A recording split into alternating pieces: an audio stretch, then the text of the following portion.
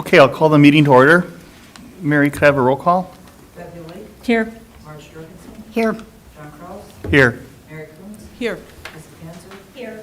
Gary Creedy, Gary Spielman, Here. Joanne Hedges. Here. Okay, we'll move on to agenda item number 3, property purchase presentation, discussion possible action. I'd invite Anne Marie to fill us in.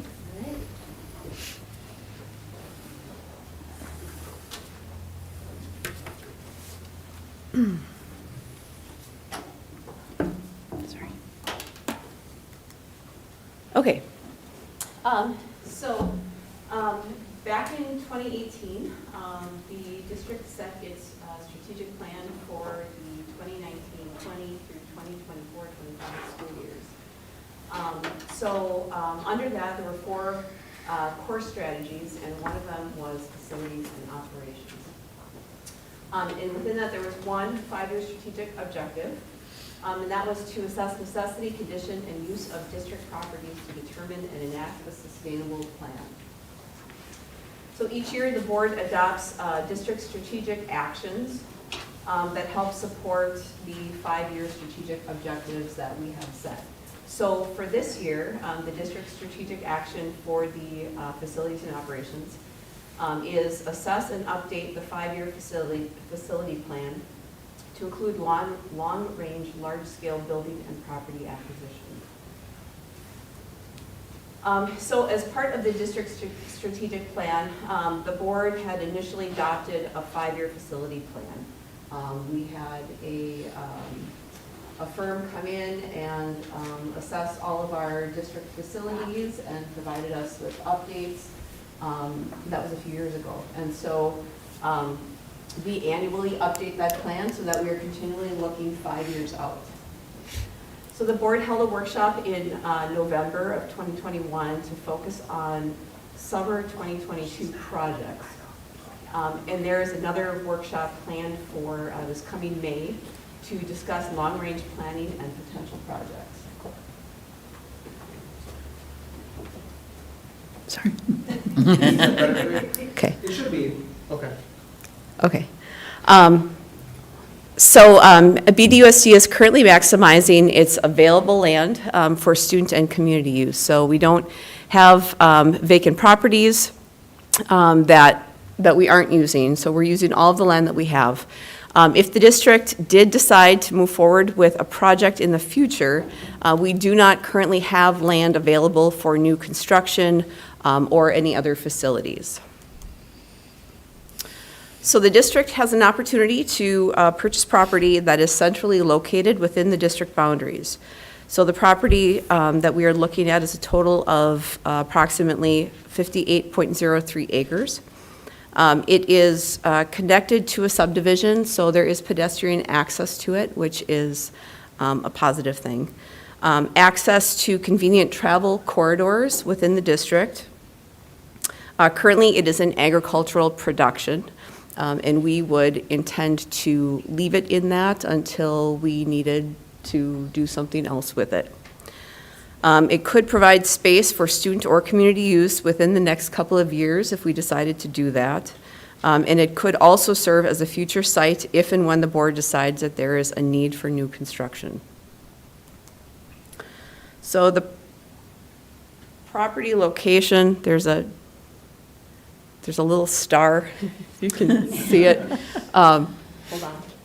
Right there. Just so people, so the red, I think that's red? Yes. Okay, just confirming. But that outline is showing the overall district boundary area.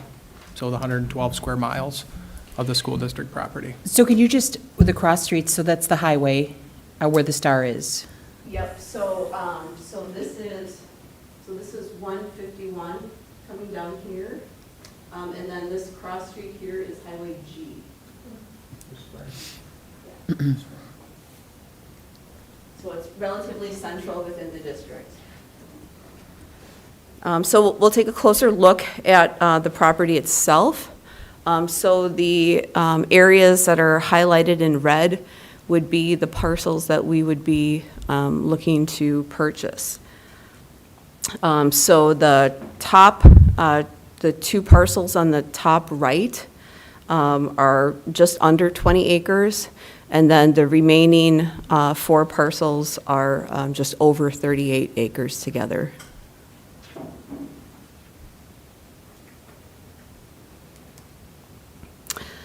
So we had a geotech analysis conducted by Intertech PSI earlier this spring. They took 8 different boring samples throughout the property. So key takeaways from the testing of those samples: rich topsoil with modeled lean clay to depths of 3 to 5 feet, and silty sand and gravel with possible cobble and some boulders below the clay. So this is pretty typical of agricultural land in this area of the state. Some other takeaways, so some higher moisture content and lower lands throughout the property, but maybe the most important finding for what we were looking at was that subgrade soils are considered suitable for foundation support. So it would be buildable potentially in the future. So we reviewed the results with C.G. Schmidt, with whom we've worked on numerous projects. And the geotech analysis indicates that this property would provide suitable opportunities for future construction, and that there was really nothing that would be considered a deterrent to moving forward with acquisition. So the total purchase price for the 58.03 acres is $770,000. The average price per acre then would be $13,269, and in the current real estate market, that is very competitive. So as I had mentioned earlier, at this point, we would plan to leave the land in agricultural production, which could provide the opportunity for future revenue until we would decide to do something else with the land.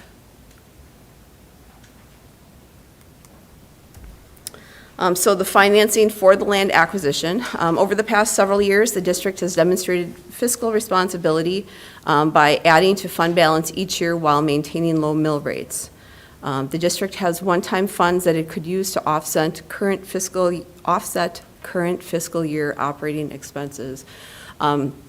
So as you'll recall, typically each year we put between $200,000 and $400,000 into our fund balance. And we have also been pre-funding our OPEB liability fund. So if we needed to, and we've kind of talked about if we ever needed to do something, we would be able to, because that is pre-funded, we wouldn't necessarily have to put as much money into it for a year, because there are funds in there to support the expenses that we have currently. So that would provide an opportunity for us as well. So the reality of that is the district will likely not be increasing its fund balance this year. So we would still like to end with a balanced budget, and we should be able to do that. But we will probably not be putting in the amount of money we normally would to increase fund balance. So just something to keep in mind, the purchase of the land would be a one-time expenditure. So there are no recurring costs that would come from this. And it will not have an impact on the district's current or future expenditures related to student learning or staff compensation. As we've been planning this, there aren't any plans or projects that we are putting on hold in order to accomplish this purchase. So we would be able to continue with all of our strategic plans that are currently in place. So this is what we would potentially be looking for tonight. But first, if there are any questions or discussion from the board.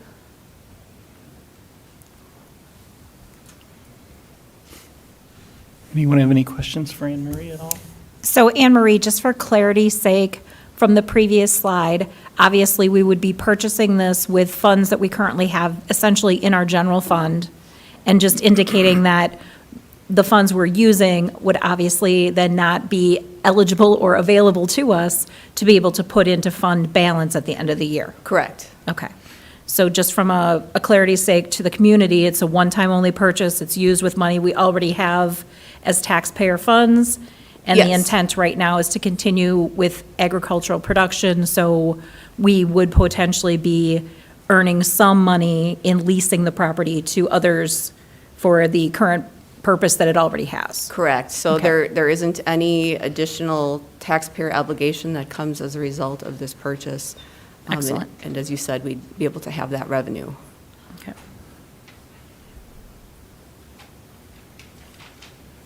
Any other questions for Anne Marie or any discussion amongst ourselves?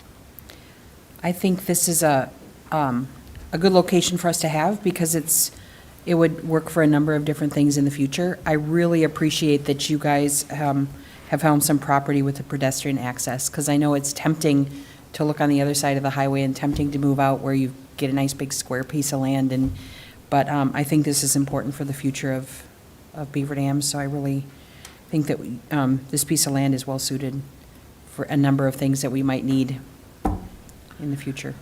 Yeah, I agree.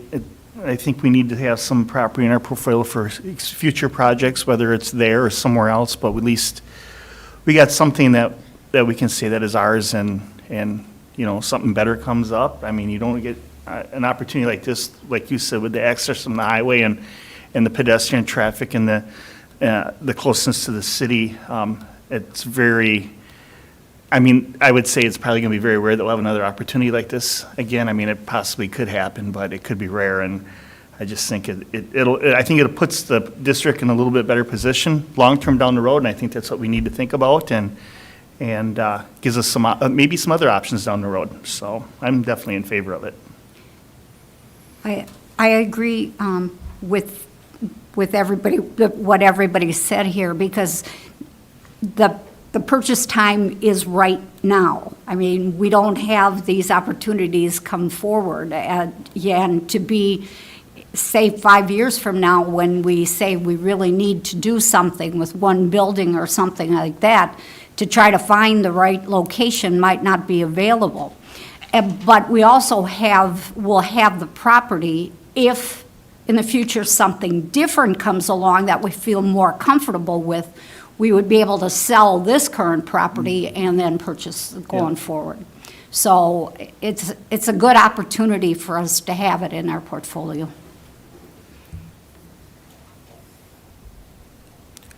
Anything else? Mark, you got anything you want to add? No, I mean, I just think that we all know and we've seen that, you know, over time, the cost for land, the cost for other things, other operational realities is not going down. So if we have an opportunity that's competitive, I mean, that's one of the reasons why we brought this forward. And we know that there could be a need in the future. We don't know exactly what that need will be. But I think it's an opportunity that we would be potentially hard-pressed to pass up at this point.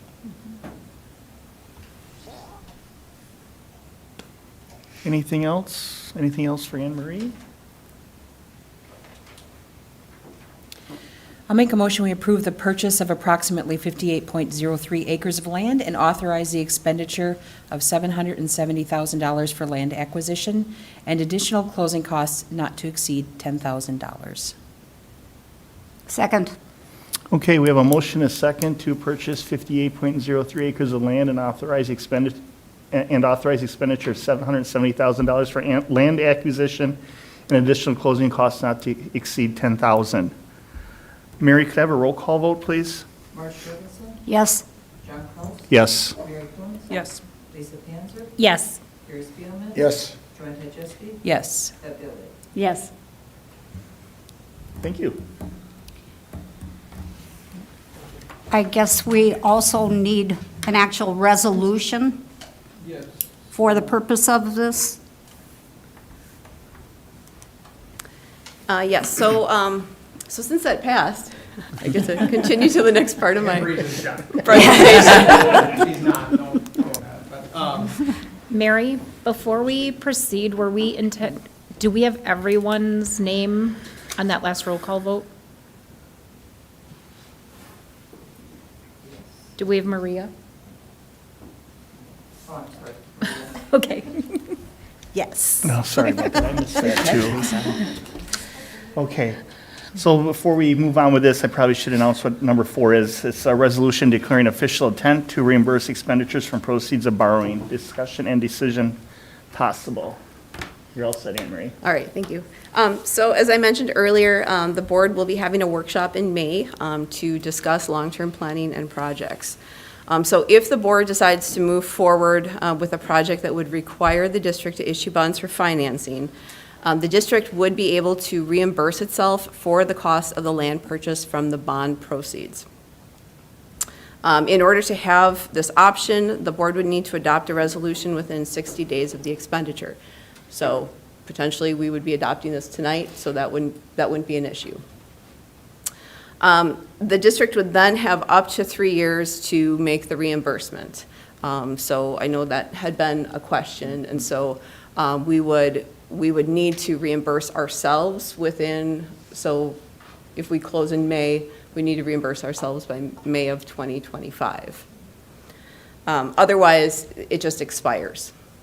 The resolution it's allowing us to exercise an option, so it is not requiring or obligating us to do so. So it's keeping the option open for us to be able to basically reimburse Fund 10 if we decided to move forward with the project and issue bonds. But if we don't do it, it just expires and nothing changes. Does anyone have questions about that? So could you review what the advantage is to doing that? Yes, so say, for example, that we went to referendum for a project related to that land. If we did that, the debt that we would issue, we would be able to include the costs of the land purchase in that. In which case, we could reimburse ourselves for the $770,000 that we're paying now, plus like the additional closing costs. That could come back to Fund 10, and then that would roll up under our debt from the project. Okay. And again, the resolution itself doesn't obligate a future board to do that, so they have the flexibility, even with the resolution, to choose not to do that, even if they were to move forward with a project. But if we do It not do this creates- resolution. But if you don't, then a future board would not have the flexibility to do this. Right. And this resolution is specific to this particular piece of property? Yes, so yes, it would be tied to just this land acquisition. If we ended up going with in a different direction, and like, someone had mentioned, if we found a different property, that would be a whole separate thing that could roll up under the project.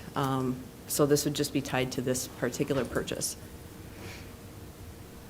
So, and an off question, if we were to sell the land later, if we were to sell this piece of property later, we still pay ourselves back the money that we, Whatever we would, we're essentially paying for everything up front. So if we sold it later, it would just be like a normal sale where that money would Okay. come back to us. I didn't know if there were strings on income, that kind of income, so. No, it all becomes our assets, and so that would still be able to come back to us. Okay. Anything else for Anne Marie?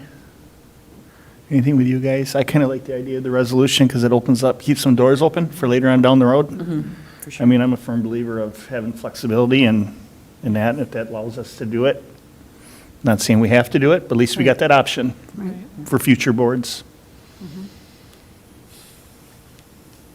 I move we approve the resolution declaring the official intent to reimburse expenditures from proceeds of borrowing on this particular land purchase. Second. Okay, we have a motion and a second to approve the resolution declaring official intent to reimburse expenditures from the proceeds of borrowing for this land purchase. I'll call for the, Mary, could you call for the vote, please? Roll call. Jack Rouse? Yes. Mary Quinn? Yes. Maria Mason? Yes. Lisa Panzer? Yes. Gary Spielman? Yes. John Tychesky? Yes. Ed Lake? Yes. Marge Jordan? Yes. Okay, motion passes. Thank you, Anne Marie. Guess I'll entertain a motion to adjourn. So moved. Second. Okay, Okay, I have a motion and a second to adjourn. All those in favor signify by saying aye. Aye. Opposed, same sign. All right, motion carried. We are adjourned.